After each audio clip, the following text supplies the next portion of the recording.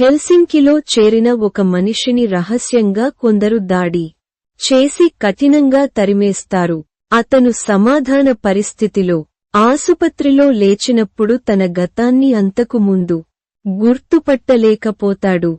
ఈ గుర్తులు అన్నీ పోతూ పోతూ అతనికంటే జీవితం చెప్పబడేవి అయిపోయాయి. ఏది నిజమైన పేరు కుటుంబం ఏమీ గుర్తులేదు.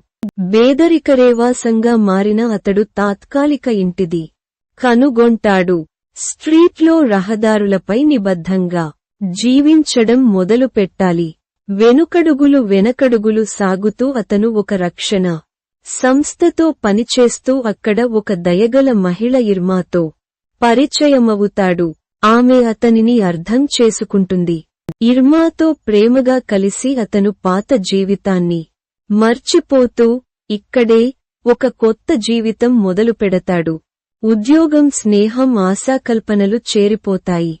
కాని చివర్లో అతని గతం వెతికే ఇతివృత్తం తిరిగి వస్తుంది. అతను ఎవరో గుర్తుకెత్తుకోవడం ప్రారంభిస్తాడు. ఇప్పుడు కొత్త జీవితం మార్పు ఎదుర్కోబోతుంది. If you are still here and like the video, please like and subscribe.